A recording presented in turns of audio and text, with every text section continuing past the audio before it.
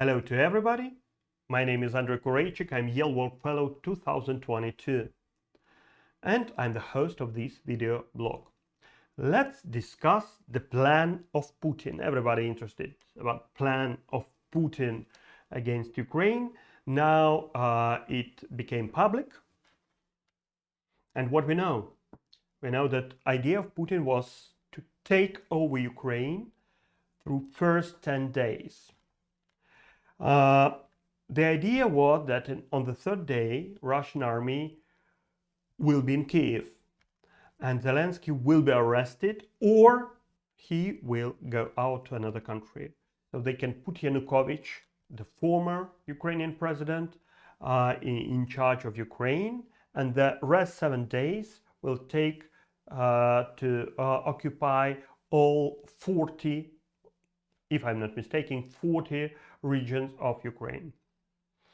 Why they thought that it will be so easy? Because there is a difference of potentials of armies, more than 10 times, and the economy of Russia is bigger than the economy of Ukraine as well, more than 10 times. So it looked like it will be easy ride. But why this easy ride became so uneasy for Russians? Very good questions, actually. Because all the Western government, including US government, including Joseph Biden, including Olaf Scholz, all of them really thought that Ukraine will be destroyed in a few days. And Ukrainian army will be destroyed in a few days. And they were wrong. When we now analyze why they were wrong, because they didn't believe in the Ukrainian nation. They thought, and Putin thought, that Ukrainians are still a kind of post-Soviet people who really don't have the real energy of nation. What is nation? Nation is a people, is a nation when people are ready to defend themselves, to defend their lands, to defend their families, to defend their values, to defend their identity. So Ukrainians became a nation earlier than we really thought about this. They created this identity that they really try to defend from Russia. And it's not only land or language, it's not only about the property, it's about the history, it's about the historical role of Ukraine. It's about their feeling as a separate nation. So even without Western weapon, people started to fight so hardly that Putin's army were shocked. They were just shocked because they thought that they will be welcomed by Ukrainians with the flowers, with the bread and salt, with something like this. But instead, they got bullets and they got very hard resistance. So Ukrainians started fight not because Zelensky wanted them to fight, no, not because any kind of legislation which made them to fight, but because they felt inside that they're different and they want to defend their identity, their national project. And when the plan of Putin was ruined, he changed his tactics.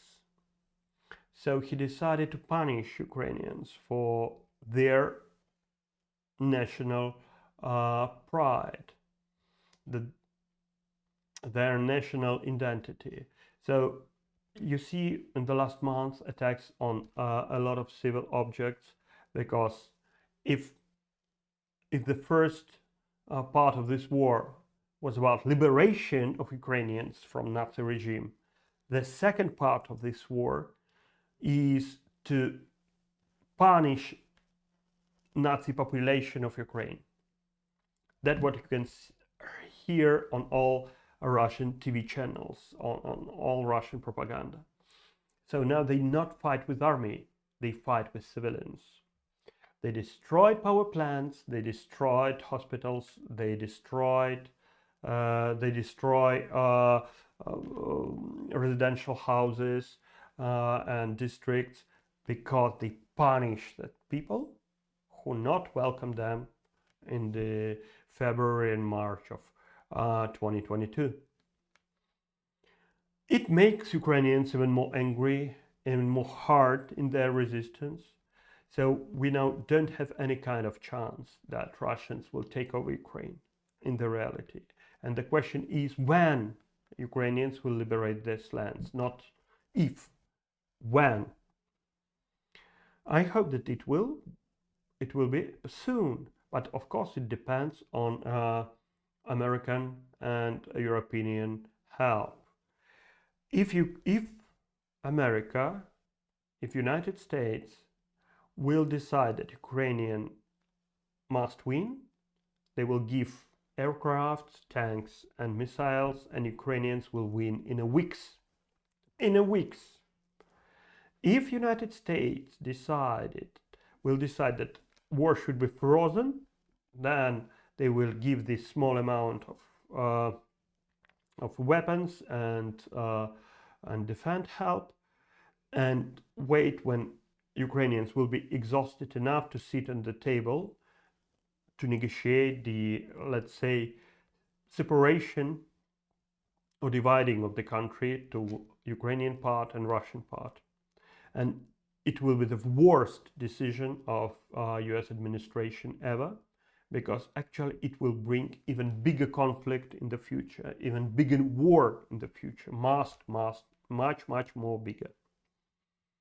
So I hope that the voice of the common sense will win in American administration, and the weapons which really need for defeating Russia, for the victory of Ukraine, will be given.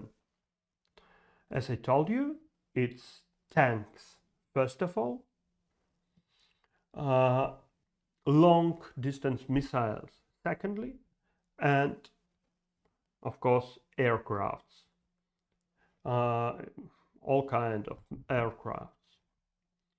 And then we will see the real win, a real victory of Ukraine in just weeks, not even months, weeks.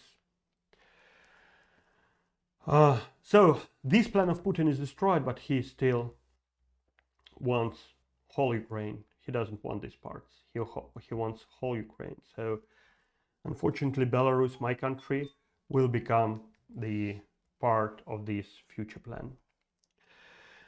Thank you very much for watching this blog. Please send your comments and subscribe. It was Andrei Kureichik.